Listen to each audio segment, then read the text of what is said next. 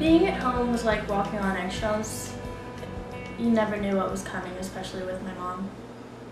She could be fine one day and the next day she'd be flipping out at everything. I just didn't feel safe. Every day I wanted to just leave. I didn't have a place to go, and I was scared that maybe where I would go would not be safe from my mom. Maybe she would go and take me back. I just did not know what my mom's reaction would be, and that was my fear. I heard about YSB from my brother actually. He spent time in and out of shelters and stuff, always running away, but I never really had the courage to leave myself. I was kind of afraid of my mom. But eventually I did get out after I had to spend some time in hospital, and they directed me here, and I actually went right from hospital to the shelter here. I actually didn't think that what my mom did was wrong until after I took a parenting course at my school, and a police officer came in to talk about corporal punishment, and that kind of opened my eyes that maybe my mom was stepping over her limits. If there was no youth services bureau out of the hospital, I have no idea where I would be. It's something I can't imagine. And it first started off, I was homeless. I had nowhere to go, nothing to do. I really hadn't even fully matured yet. I was still young. Work was up and down, life was up and down. Nothing really seemed to be going the right way, and I'd always have to learn from it to work my way back up. Then there's always something new. Always something new. Homelessness isn't an easy situation. On top of when you're homeless, you deal with cops a lot more often, and they're not as easy on you. And even every time you try to pick up from it, they're kicking you to wake you up. I've gotten a couple steel-toe boots to the head myself trying to sleep, so it's not that pleasing. And then when, sometimes drugs come into effect. When drugs come into effect, you're not thinking about housing or getting away from it because you're too far gone on what you were thinking of plan A, drugs. That's why once you get bad into that, sometimes there's no coming back. When I came of age, I signed up at the YSB drop-in, and from there, the services just kept on coming. And soon enough, I'll be done with them. Give someone else their chance. My dad was in jail, my mom moved to Africa 3 years ago. So I'm basically the only child of my mom, but the oldest of 9 or 10 kids for my dad.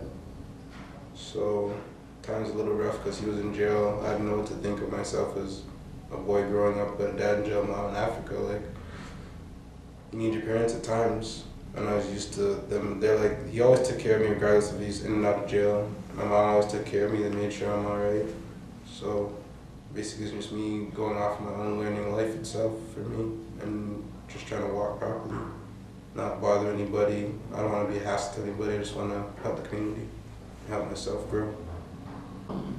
What I found difficult was I had a bachelor. Before I had a bachelor, I was living at 300 Wiggins apartment building, and I had 2 bedrooms. But I'm under Ottawa housing, or I was under Ottawa housing, and they said, well, you're one person, your dad's not here anymore, you have 2 bedrooms, it can't be just for you.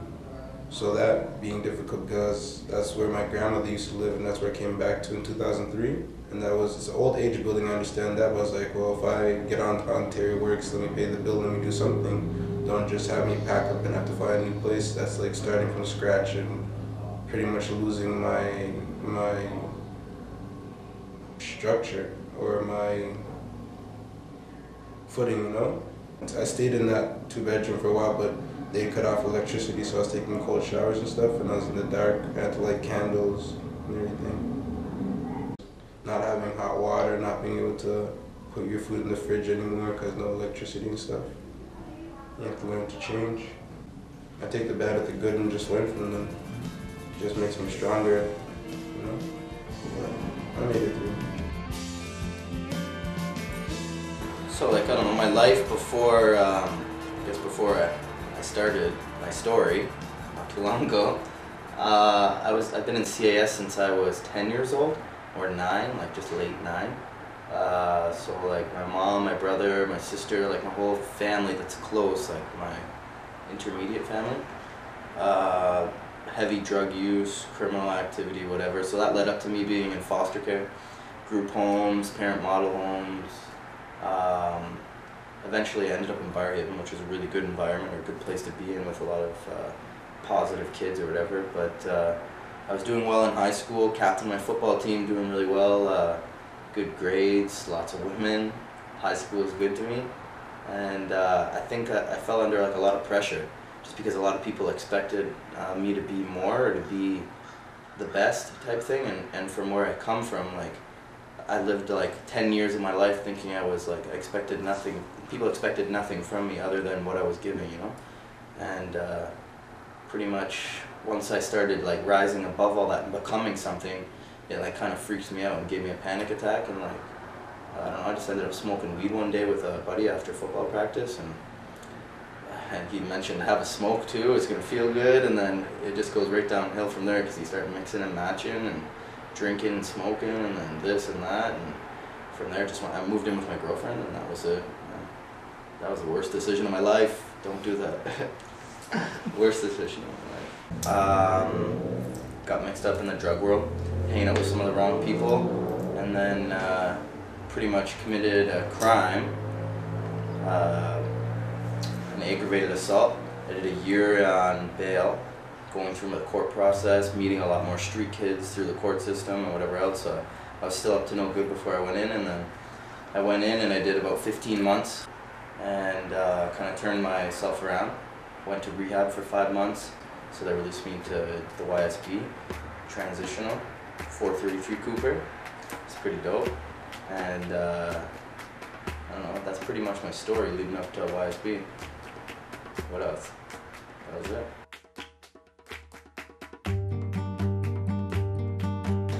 I've learned that I do have control, and that everything I do doesn't have to be dictated by fear.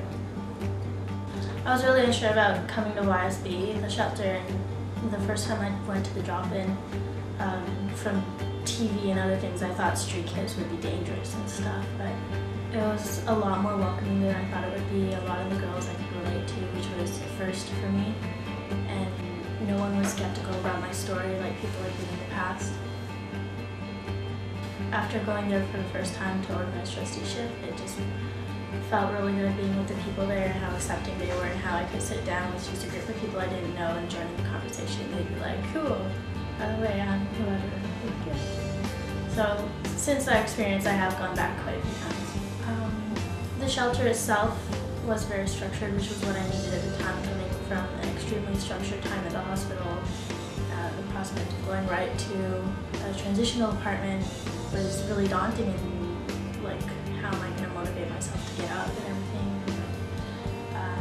Just that bridge between the hospital and being on my own made all the difference. The staff are very open, and when I do make mistakes, they will accept it, and they will give me guidance on how to avoid happening again. They won't lash out at me like I was first afraid of, like my mom, but they are forgiving, and I'm extremely grateful for that.